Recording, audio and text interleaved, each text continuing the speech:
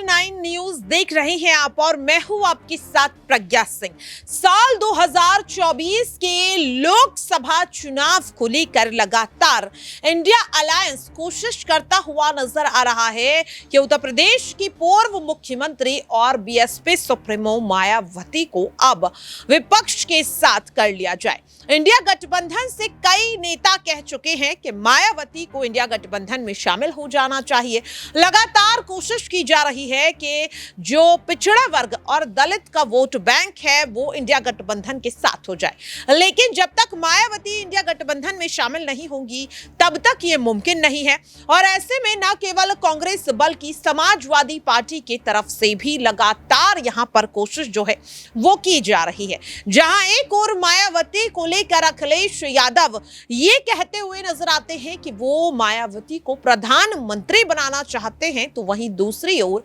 मायावती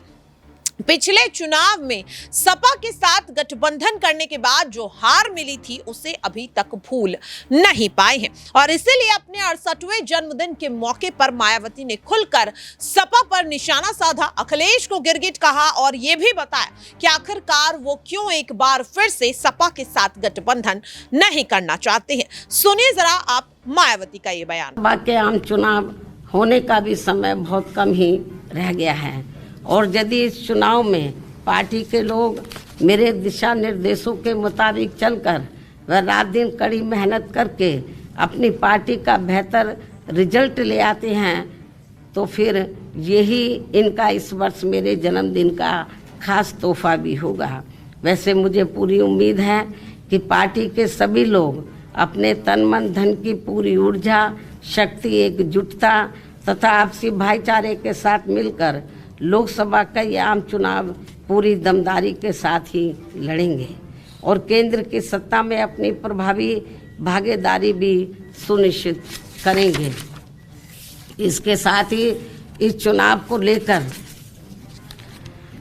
यहाँ मैं ये बात भी फिर से स्पष्ट कर देना चाहती हूँ कि हमारी पार्टी देश में जल्दी ही घोषित होने वाले लोकसभा के ये आम चुनाव यहाँ गरीबों एवं उपेक्षित वर्गों में से विशेषकर दलितों, आदिवासियों, अति पिछड़े वर्गों, मुस्लिम व अन्य धार्मिक अल्पसंख्यक समाज के लोगों के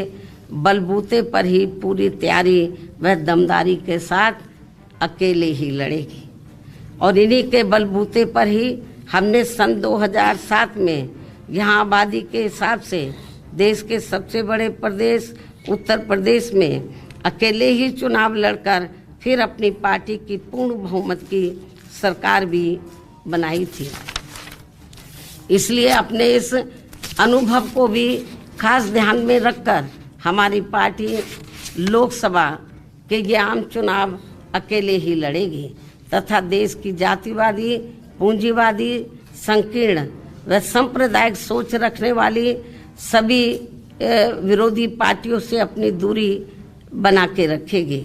अर्थात हमारी पार्टी यहाँ किसी भी गठबंधन व पार्टी के साथ मिलकर ये चुनाव नहीं लड़ेगी। इसके साथ ही यदि ये चुनाव सन 2007 में यूपी विधानसभा के हुए आम चुनाव की तरह फ्री एंड फेयर होता है, जिसमें उस समय ईवीएम में कोई भी धांधली व गड़बड़ी आदि नहीं की गई थी, तो फिर इस बार हमारी पार्टी लोकसभा के आम चुनाव अकेले ही लड़कर अपना बेहतर रिजल्ट जरूर लाएगी। यहाँ मैं ये भी कहना चाहूँगी कि हमारी पार्टी गठबंधन न करके अकेले ही चुनाव इसलिए लड़ती है क्योंकि इस पार्टी का सर्वोच्च नेतृत्व एक दलित के हाथ में है, जिनके प्रति अधिकांश पार्टियों की जातिवादी मानसिकता अभी तक भी नहीं बदली है। यही मुख्य वजह है कि गठबंधन करके चुनाव लड़ने में बीएसपी का वोट तो गठबंधन से जुड़ी पार्टी को पूरा चला जाता है, लेकिन उनका अपना बेस वोट व विशेषकर अपर कास्ट समाज का वोट बीएसपी को ट्रांसफर नहीं हो पाता है। और इसके कुछ खास उदाहरण ये हैं कि यहाँ यूपी में सन 1993 में हुए विधानसभा के आम चुनाव सपा से गठबंधन करके लड़ने से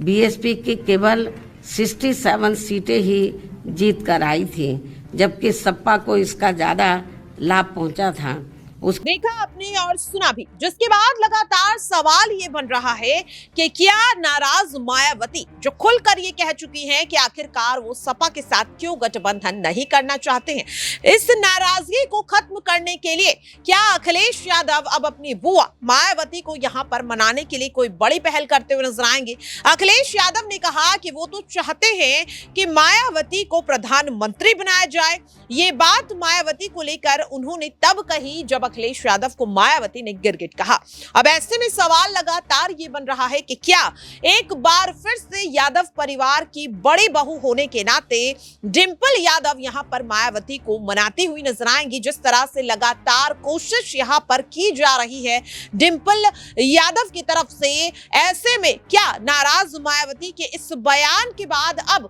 अखिलेश और डिंपल यहां पर उन्हें सीधे सीधे यह बड़ा प्रस्ताव देते हुए मुलाकात के बाद नजर आ सकते हैं कि अगर मायावती को प्रधानमंत्री उम्मीदवार के तौर पर इंडिया गठबंधन आगे करता है तो ऐसे में मायावती शायद इंडिया गठबंधन में शामिल हो जाएं। क्या लगता है आपको? आप अपनी राय कमेंट बॉक्स में शेयर कर सकते हैं। फिलहाल के लिए इस खास रिपोर्ट में इतना ही। देश और दुनिया की तमाम खबरों के लिए बने रहिए नेक्स्ट 9 न्यूज के साथ।